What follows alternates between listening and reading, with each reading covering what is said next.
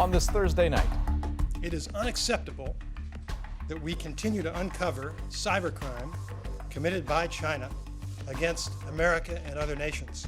U.S. officials accuse China of spying on at least 12 countries, including Canada. How does that complicate an already tense diplomatic standoff?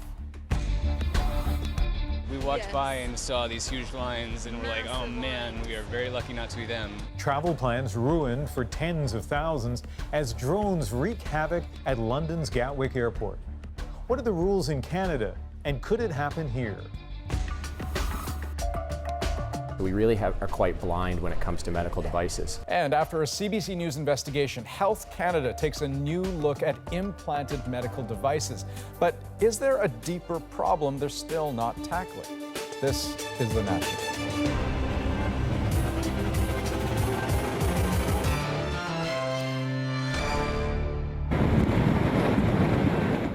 And we're going to start tonight with a developing story on the south coast of British Columbia, where a powerful windstorm has caused widespread damage.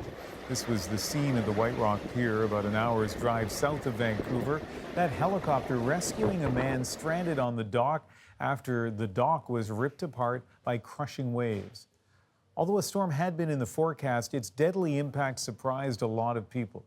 Many were forced from their homes, and hundreds of thousands have been without power. Renee Filipponi has the latest.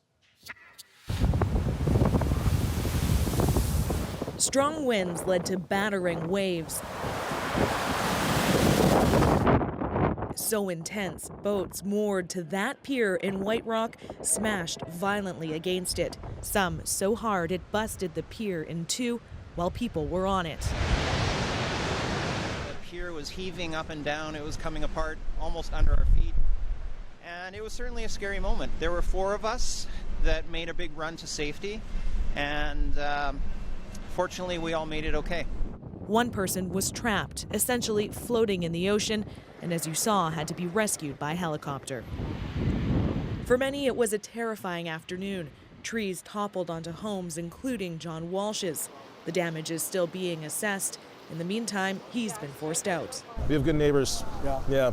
So we'll have to bunker down with them for a little while until we can find out what's happening. And hopefully we still have a house to come back to. So far, one death has been blamed on the storm after a man was hit by a falling tree.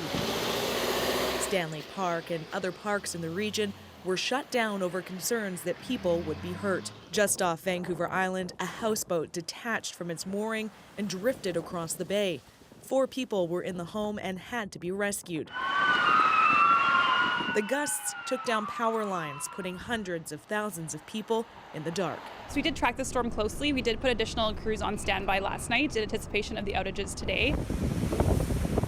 The winds were in the forecast, but the force of today's storm took people by surprise. Ferries were canceled for most of the day, leaving people stranded. Winds obviously pick up and ferries can't control what's going on, so just gotta go with the flow again. Winds peaked at about 100 kilometers an hour, and while officials say the worst is probably over, the destruction will take days to clean up. Renee Filipponi, CBC News, Vancouver.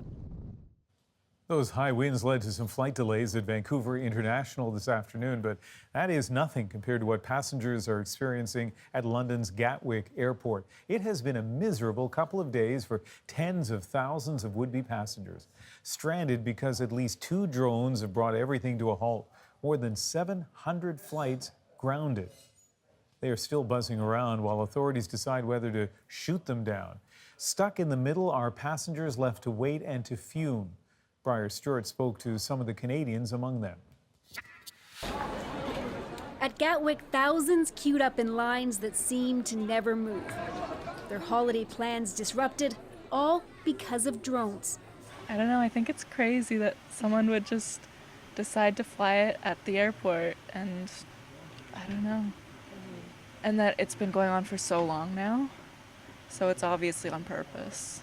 These Canadians were destined for Toronto, but like everyone else, they're now left waiting. 110,000 people were scheduled to fly in and out of Gatwick today, and now many of them are here, stranded in line, waiting with their luggage, trying to get a sense of when a flight may take off from here again. It's not clear how many drones have ground the UK's second busiest airport to a halt, but police say they believe it's deliberate. 2 were reportedly spotted over the runway at 9 last night. Since then, there has been multiple sightings.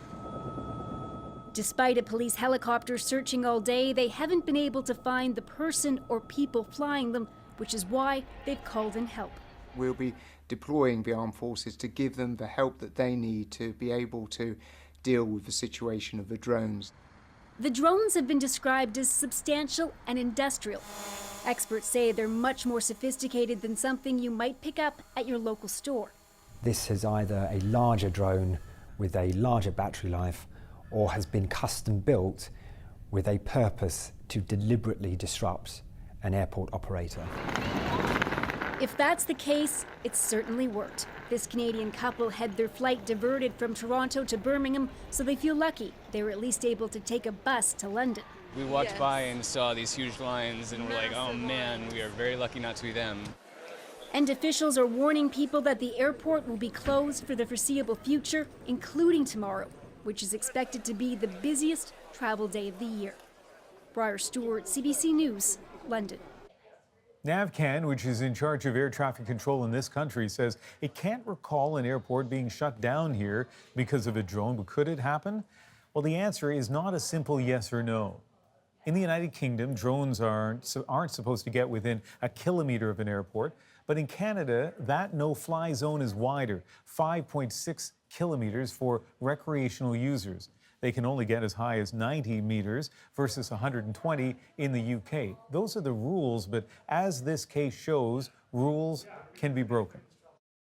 And joining us now is Eric Satchuk, an instructor at the British Columbia Institute of Technology. And Eric, I know you have expertise with drones, so tell us, what can be done at airports to keep drones away? So the first step in keeping drones away is detection, a combination of hardware and software that allows you to detect drones, both the vehicle and the controller, up to about 15 to 20 kilometers away. That would be step number 1. All right, and then step number 2 is to try to wrest control of those drones away from the person who's using them.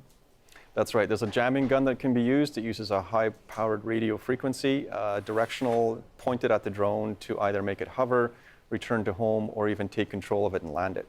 It's a pretty high-tech, fearsome-looking device, and what can you tell us about its use in Canada? So it has been used at the G7 summit. It is manufactured and distributed by a local company here called Indra Robotics at a cost of about $70,000. Now, you know, when you're on a plane, you're told to make sure your cell phone is turned off. You don't want to disrupt the plane's communications. What about using a gun like this, a jamming device like this, at an airport? What does that do to the planes that are flying around? Yeah, generally speaking, when we have a situation like this, as we're witnessing right now, there are no planes flying. It's just the drone and the gun. So the chances of this disrupting any sort of communication system on an aircraft is pretty low. And one last quick question. When you heard this story from London, what was your reaction? Well, we need to tighten up the drone rules, and we need to get these kinds of systems into place. All right. Eric Satchuk, thank you very much. You're welcome. The stakes just went up amid escalating tensions between the world's 2 economic superpowers. The United States called out China's government today, accusing it of cyber hacking on a global scale. The alleged criminals, the U.S. says, are part of a Chinese scheme to steal secrets from governments and companies. And as Ellen Morrow shows us, Washington, backed by its allies, had a very clear message for Beijing. It is unacceptable that we continue to uncover cybercrime committed by China against America and other nations. Deputy Attorney General Rod Rosenstein announced the charges at a press conference this morning. 2 Chinese nationals linked to a government espionage team, accused of targeting aviation, telecommunications, and pharmaceutical companies, even a NASA space center, allegedly trying to get their hands on sensitive government information. No country poses a broader, more severe, long-term threat to our nation's economy and cyber infrastructure than China. China's goal, simply put, is to replace the U.S. as the world's leading superpower, and they're using illegal methods to get there. China didn't just target the U.S. Today's indictments say more than a dozen other countries, including Canada, were victims of the hacking. The Chinese aren't playing by the rules, or at least by Western rules, and they say, oh, you owe us because of colonialism, and we deserve your intellectual property. Their excuses are pretty funny when you talk to them. China's activities are being condemned globally. In a statement, British Foreign Secretary Jeremy Hunt called the campaign one of the most significant and widespread cyber intrusions against the UK and allies uncovered to date. But will the criticism amount to anything? Probably not, says this analyst. I think to change their position still requires engagement, dialogue. Sometimes it involves coercion or punitive measures for China's wrongdoings. But to only have punitive measures without some sort of engagement and dialogue is not going to solve the problem either. But there is some dialogue. Even as the U.S. presses today's charges, it's also talking with China, pressing for a trade deal. Ellen Morrow, CBC News, Washington. Now, those two Chinese hackers may be in China, and if so, they'd be beyond the reach of U.S. officials. But as Ellen mentioned, Canadians have an interest in this case too, and Ottawa was quick to condemn Chinese espionage. It was also very careful to make clear it wasn't doing so out of revenge. The situation that we're dealing with today in terms of cybersecurity was first detected going back to 2016. And we have been taking the appropriate steps with the private sector ever since then to make sure that Canadian systems and Canadian companies are properly protected. So that situation began long before the events of the last couple of weeks that have affected two Canadians in one set of facts and another Canadian in a different set of facts that are being detained in China. Well, tonight, Global Affairs Canada confirms it has now spoken to the third detained Canadian. But you saw there, right? Ralph Goodale being careful even about how he talks about those three Canadians. It's become a very complex set of events. And with the latest on that, here's Katie Simpson. Friends say Sarah McIver is outgoing, fun, loves to travel and to teach.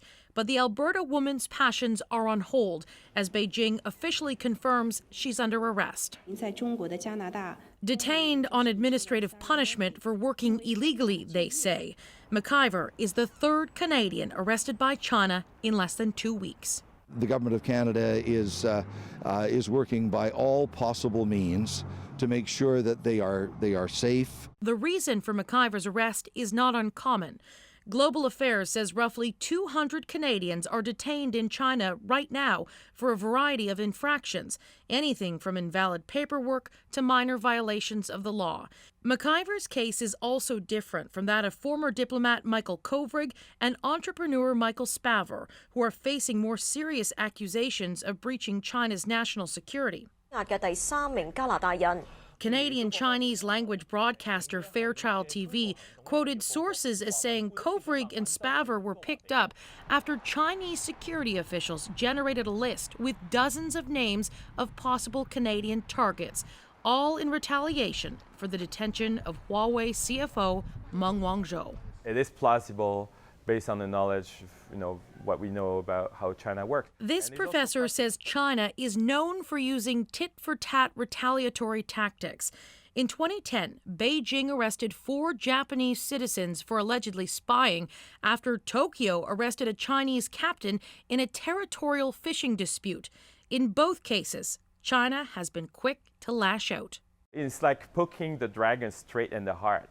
A close ally is publicly coming to Canada's defense. The European Union's embassy in Beijing says it fully supports the Canadian government. It's also trying to help with Michael Kovrig's case after it was confirmed he has dual Canadian and Hungarian citizenship. Katie Simpson, CBC News, Ottawa. And we are learning some late details about that Canadian, Michael Kovrig, who's now been in detention for 10 days. Now, Reuters in Beijing is reporting tonight that Kovrig does not appear to have been mistreated, but he's being questioned every morning, afternoon, and evening, and he's not allowed to turn the lights off at night. He's also not able to see a lawyer. Okay, let's turn now to a new call for public input on cannabis. in this country. Canadians will have 60 days to weigh in on the rules around 3 kinds of cannabis products. So we're talking edibles, brownies, cookies and such, extracts like hashish and wax, and topicals. So that includes cannabis-infused creams and lotions. The government wants feedback on its proposals for things like how strong products can be, how they're packaged and labeled, and how to enforce quality control. But of those 3 ways to use cannabis, edibles may be the one that's got everyone's attention, simply because of how popular they are. Getting consensus on the best way to make them safe, though, that's a whole other problem. Here's Catherine Cullen. If edibles only call to mind the humble pot brownie, it's time to start thinking bigger. Regulations introduced today by the federal government open the door to all kinds of pot-infused food and drinks.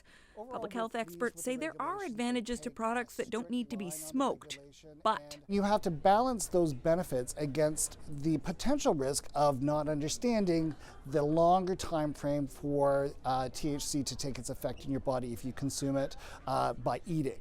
in fact, when some U.S. states legalized, they saw a rash of hospitalizations when users accidentally consumed way too much pot. To avoid that, the plan is to require products be sold with plain, child-proof packaging, that they be clearly marked as cannabis, and no package can contain more than 10 milligrams of THC.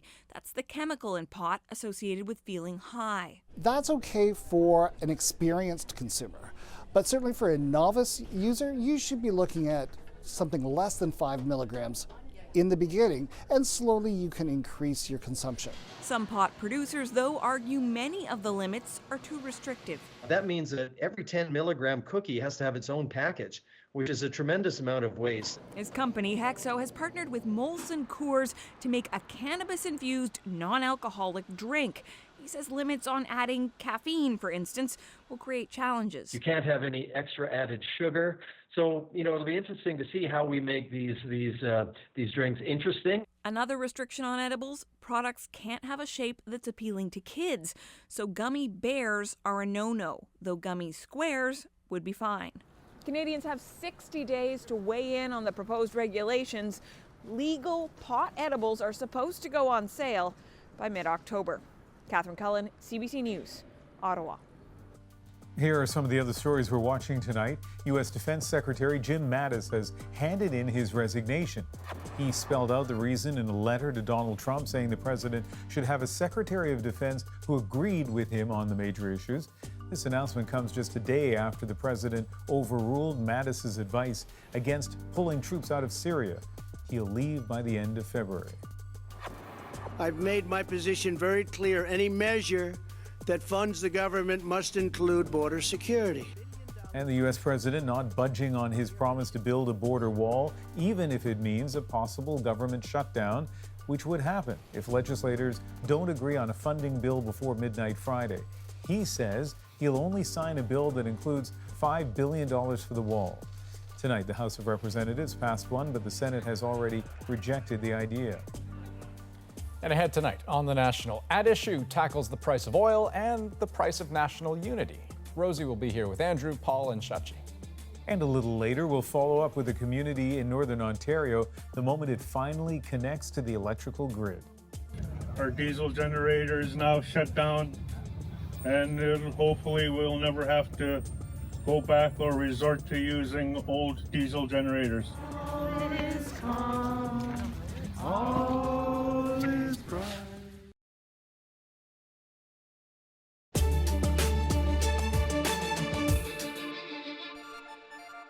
Health Canada is promising to improve the safety of medical devices used by thousands of Canadians. It follows an investigation by CBC News and an international consortium of journalists. The collective reporting found that tens of thousands of devices, such as pacemakers, artificial hips, they were approved for use worldwide, but sometimes relying on old, possibly outdated information. People assume that there must be a lot of evidence backing a device if it is approved by Health Canada, and I think most people would be surprised to find out how limited the evidence often is.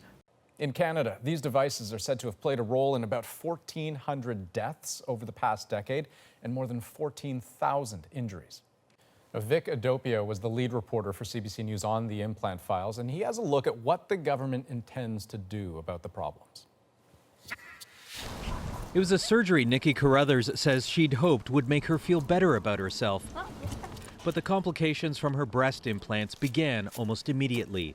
Blackouts, hypertension, chest pains, ulcers, and exhaustion. I feel like a 90-year-old person, and I'm not even 30. I feel like my life's over. Carruthers' story is one of the many we heard about a medical device system that works for most patients, but fails them when something with their device goes wrong.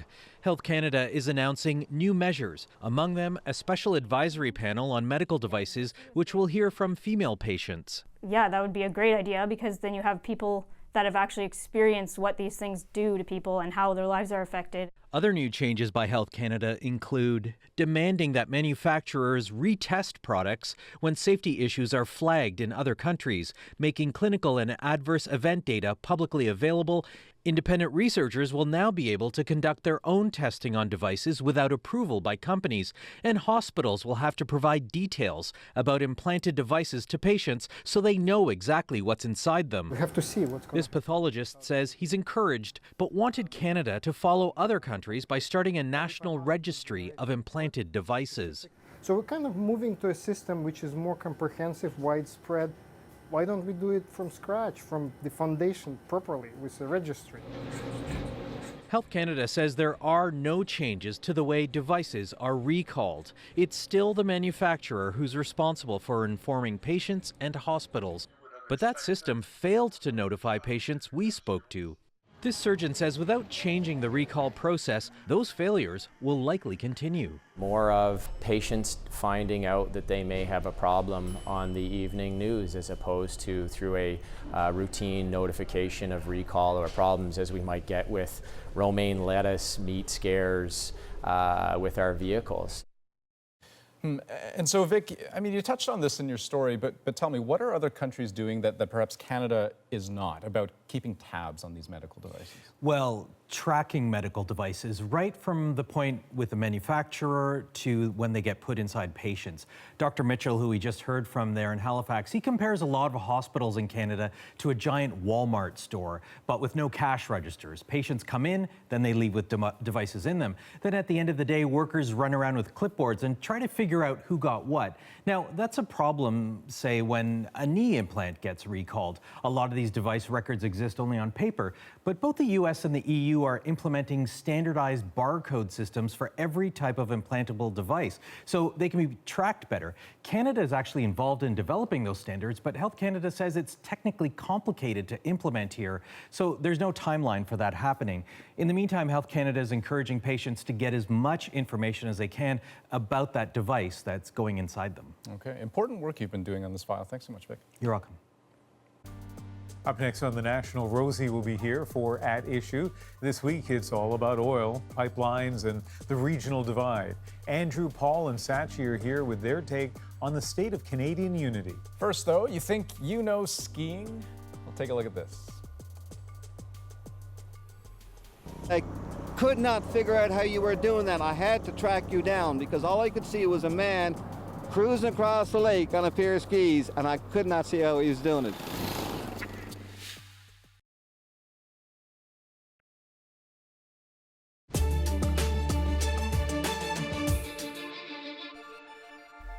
We are continuing to watch the impact of that powerful storm that pounded southwestern British Columbia today. A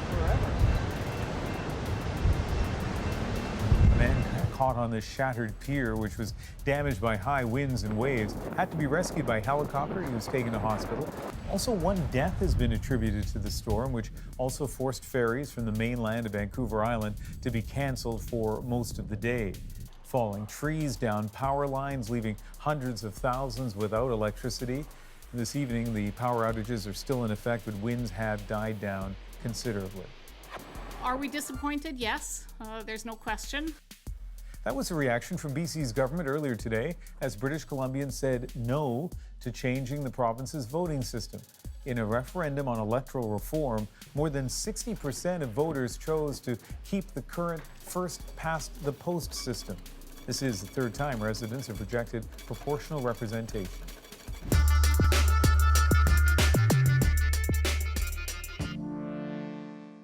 Alberta's energy sector is not just the historic backbone of our economy, but a key part of our country's future. We didn't ask for the opportunity to go further into debt as a means of addressing this problem. What we asked for was for them to remove the handcuffs. The message sent back to Ottawa loud and clear: we don't need handouts, we just want to get back to work. That message, those messages, came after the federal government offered up $1.6 billion in aid for the oil and gas sector earlier this week. But that money doesn't really deal with the long-term problem, and Albertans still seem frustrated. So was this the right response from Ottawa? And are these ongoing tensions sort of pulling at the fabric of Canadian unity? The At Issue Gang is here to tackle all of that. Andrew Coyne is in Toronto tonight. Paul Wells also in Toronto this week, and Shachi Kurl is in Vancouver. Okay, Andrew, let me start with you. Let's just start with the fundamental part, and that was the government's decision to do something about an issue that has been bubbling away in a way that is potentially politically damaging and troublesome, I guess. Was this the right way for the federal government to respond? No, it was tone deaf to begin with. I don't think a lot of people in Alberta were actually looking for this, as some of them have let the government know loud and clear. If anything, perhaps it was meant to play well in other parts of the country to show that the government was responding to Alberta. But this, as many people have said, this does not begin to address the issues. A lot of the money isn't even for the oil and gas sector. It's for getting out of the oil and gas sector, which just feeds the reality or the perception that the federal Liberals don't want the oil and gas sector to exist. So no, I don't think this either solves the problem in substantive terms, and it certainly don't think helps them politically. It must help people, though, in the short term, though, Paul. I mean, Albertans who want something, there might be something to tap into there in terms of employment insurance or training money or something. Yeah, but the bulk of it is for capital investments. It essentially will help industry get even more over the long term. It will help the oil industry get even more oil that it can't sell out of the ground. It's like you're at a restaurant and you really need to use the bathroom and your waiter says, let me bring you another dish. That's not the question. And that explains some of the frustration. You can actually just go, though, and then the dish will be there when you get back. But okay, fine. Shachi, how do you think that response? I mean, they had to do something. They couldn't just sit there and say, you know, we're hoping to build a pipeline once we finish this thing. They had to take some sort of action. So how do you think it went over? Well, it was a bit of a damned if you do, damned if you don't situation, not suggesting that it was enough or that it's going to alleviate any of the frustration. The only thing that's going to alleviate the frustration is to build the damn pipeline. But that said, had this government not offered some relief, some bailout, regardless of what it looked like, you would have had Saskatchewan and Alberta saying, where's our bailout? Auto got one, manufacturing got one, softwood got one, where's ours? But, you know, all of it really speaks to a growing sense of disengagement and alienation in Western Canada. And I don't speak of it as a monolith, but particularly in Alberta and to an extent in Saskatchewan as well. Sometimes joined by BC, sometimes joined by Manitoba. It was largely papered over during the Harper years, but it's on full display now, and it is absolutely taking a toll on the fortunes of the Trudeau government. And, you know, for the first time, we're seeing Andrew Scheer in a situation where Canadians are looking at him as best prime minister material. They have to be worried about that going into next year. I'm not sure that there really would be much demand or much call for bailouts. What everyone in Alberta has been saying is we want a pipeline of some kind.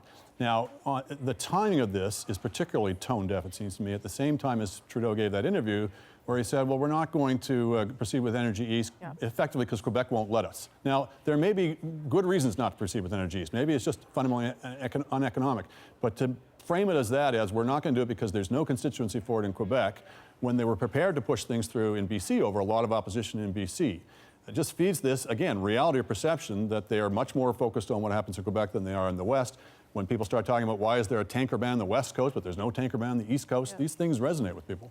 Okay, so let's dig into sort of what Shachi brought up there, and that is what seems to be divisions in the country over this issue, and some of them are being exacerbated probably on purpose. So I'll play this little montage of the Quebec, Alberta Premier and the Prime Minister, who was asked really directly about that this week in his year-end press conference. Here's what that sounded like.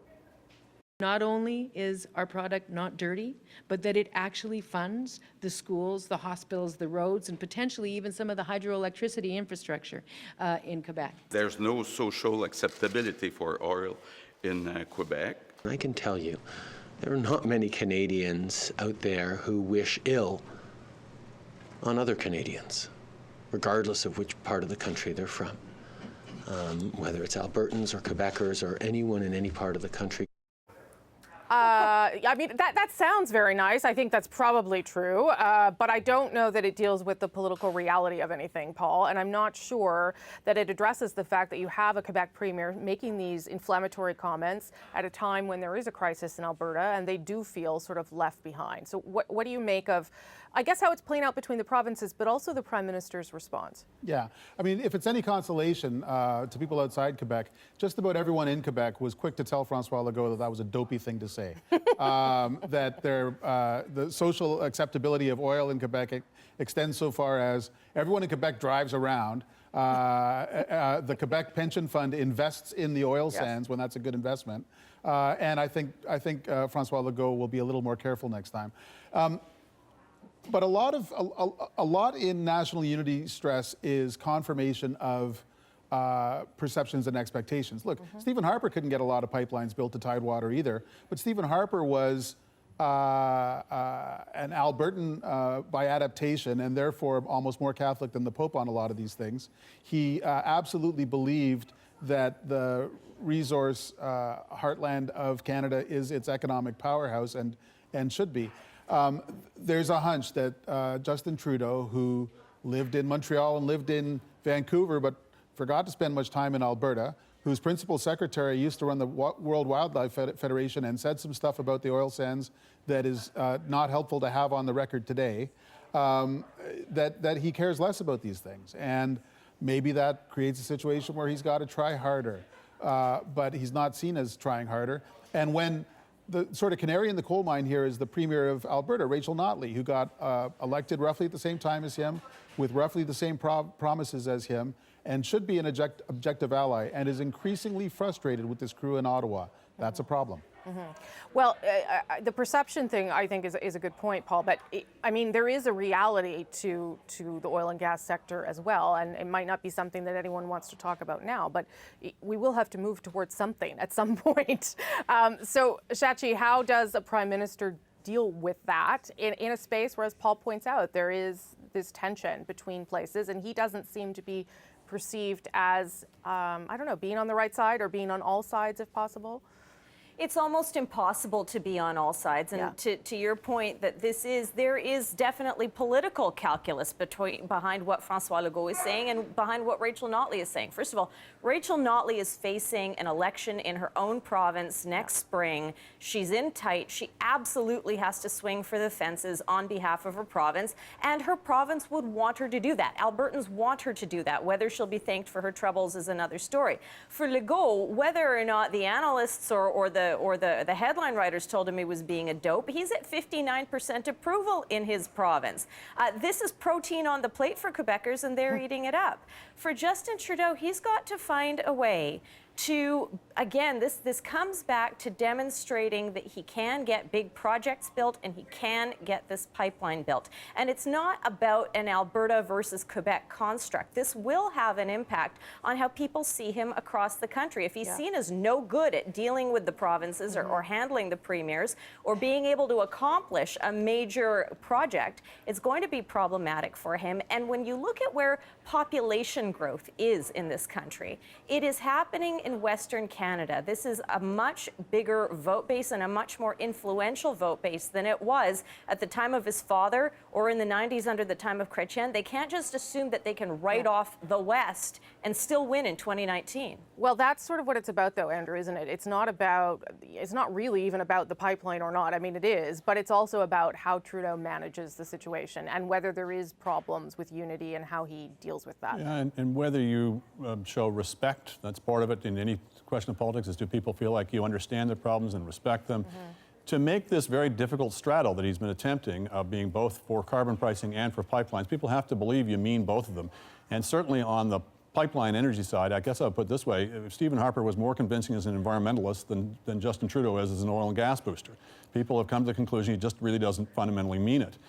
Where it really gets toxic for him is, however, is that I think increasingly people aren't sure whether he means it on the environmental side either, that we are so far short of our targets which they basically borrowed from the Harper government, and that people look at the carbon pricing initiative that they've done and they say, well, it's irritating, it's in your face, and it's still not actually going to achieve what it claims to set out. And so you wind up in a situation where nobody's really trusting you. And I think that's reflected in some of the numbers that he's posting these days. Okay, so I only have about a minute left, but Paul, how damaging is that then, what Andrew's laid out there? Well, I haven't heard a lot of people lauding the Prime Minister's credibility on big issues lately. I mean, when he comes out at one of these news conferences and sort of lays on the honeyed tones, I hear from more and more people, including people who are normally Liberal sympathizers, people across the country, the word I hear is platitudes. And it's a real bad thing when people hear you talking and you sound like the trombone in a Charlie Brown cartoon. Wah, wah, wah. That's not really an encouraging tone for a Prime Minister to take.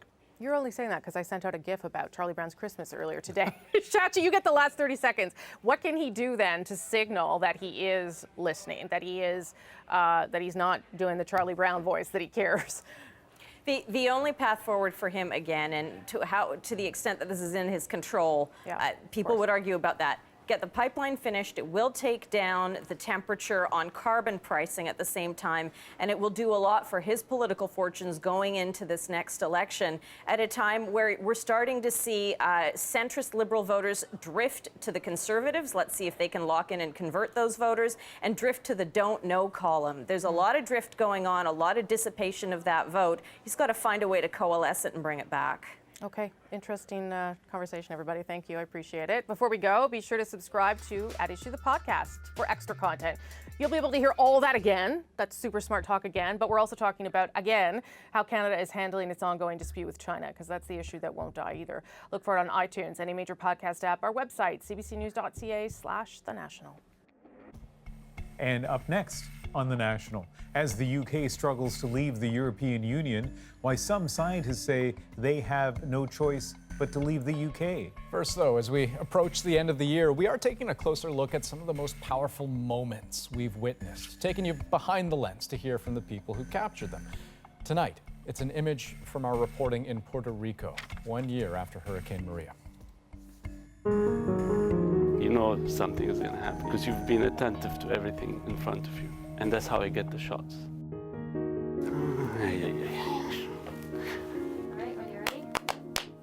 Shoes that has messages and writing. We had one shoot in a building. They've collected over 1,000 shoes of people that died in the hurricane. And they collected them, they had a museum, but they wanted to establish a building that will be permanent, right? This house, they had boarded it up because it's not official yet, right? So there's no ventilation. Right? On a hot day, I couldn't see it through the viewfinder. There's so much sweat. More of them has messages. But you're rolling because he's not stopping. He doesn't feel this. This is his life on a daily basis. He's trying to show us what people went through. Because I think we needed that. Your job as a cameraman is like to reveal as much as you can and let the viewer decide. I want to bring that viewer deep inside there as much as I can. Right? I want him to feel the heat. I want him to feel the hunger, right? The sweat. You cannot get emotional. Stories like this, it just comes out. You gotta be there for the moment. You gotta catch it because you'll never get those moments again.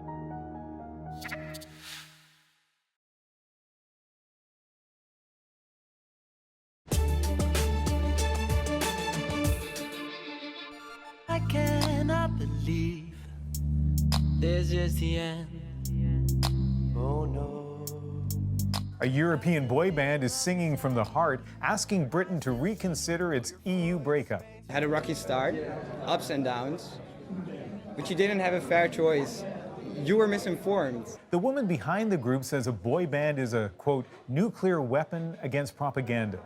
But do the Brunian boys really have the right moves? It hasn't been easy to, make you feel unique.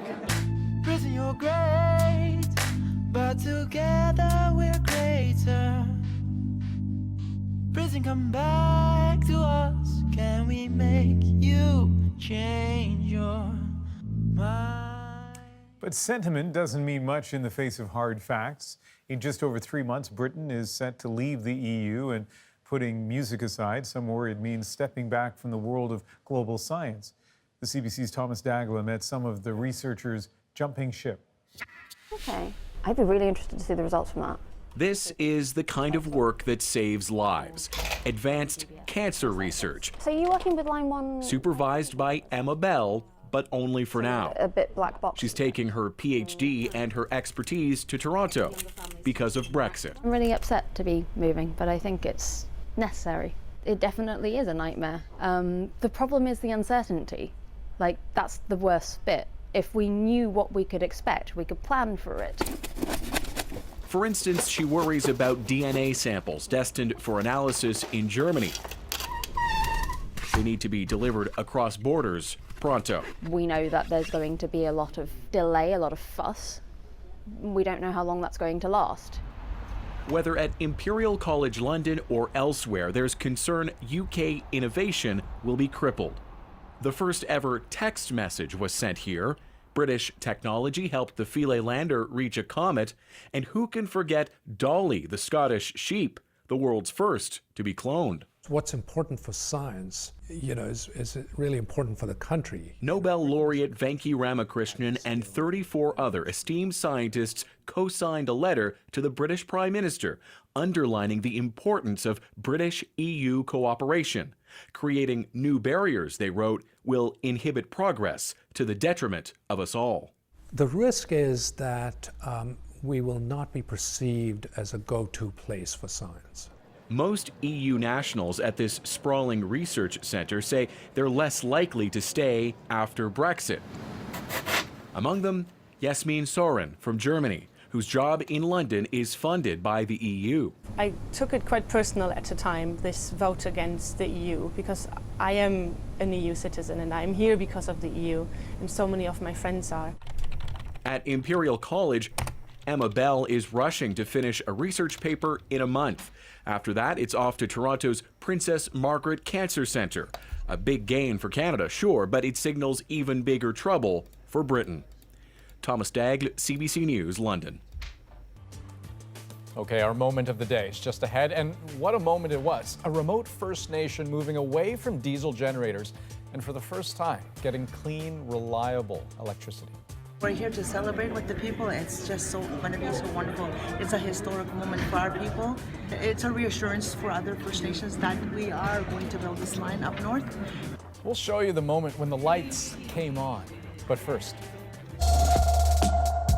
in case you missed it, if you've ever dreamt of combining the speed of alpine skiing, the rhythm of cross-country, the classic Canadian smell of snowmobile exhaust, all to become a kind of human skidoo, well, too late. Somebody's beaten you to it. This is the Skizee Woods Runner, created by Jim Maidment, who first had the idea years ago in Happy Valley Goose Bay, Labrador. If there was only a way to have motorized skis, it would be as good as anti-gravity to me. So I started with an electric motor and a few batteries and a couple of BMX wheels with chains on them. It inspired, it worked, I could use it, it just wasn't enough. So he tinkered with it, honed it, and nearly a dozen versions later, with its 4-stroke gasoline engine, it can shoot you up the slope as easily as a chairlift, but way more fun. And on flat terrain, it can hit 40 kilometers an hour. Now, it's not in stores, but Jim's taking pre-orders online. The price tag, just under $5,000.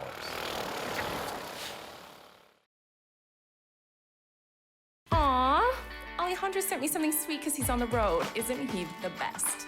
Okay. I know what you're thinking. Don't worry. I'm gonna share this with my 2 favorite guys. Cool, thanks. Ow. I'm so sorry. Total reflex. Today marked a powerful turning point for a remote community in northwestern Ontario. For years, Pikangikum First Nation got its power from diesel generators, but they can break down, not to mention they're noisy and smelly. So today, a really important first. They've been connected to the provincial power grid. It means the 2,500 or so people who live there will have access to clean, reliable electricity. And the moment they flip the switch, just as night was falling, is our moment of the day. All right, All right, shut her down, boys. Shut her down. Generator is down for good. It is now officially powered by the provincial grid. Our diesel generator is now shut down, and hopefully we'll never have to go back or resort to using old diesel generators. And then the moment of truth. Here we go. We wish you a Merry Christmas and a Happy New Year. Merry Christmas, everybody. And Ian, I'll just add to that, what is a pretty beautiful moment, that the tree lighting is more than just symbolic. I mean, it is a luxury that community has not been able to afford, because when you rely on diesel for power, in a place, by the way, that has no road access, electricity is very much a finite, precious resource, and I suppose one that they can afford to spend a little more of. Yeah, but still, I mean, lots of symbolism there. The lighting of the Christmas tree, such an important milestone for that community. And as we know, more than just the Christmas tree, they have, 400 homes that they need to have built there, a severe housing shortage, and because of the lack of enough electricity, they haven't been able to build them until now. Kind of makes me feel badly about all the things on my Christmas list when there are communities that are still just hoping for clean, reliable electricity. Fair enough. That is The National for December the 20th. Good night. Good night.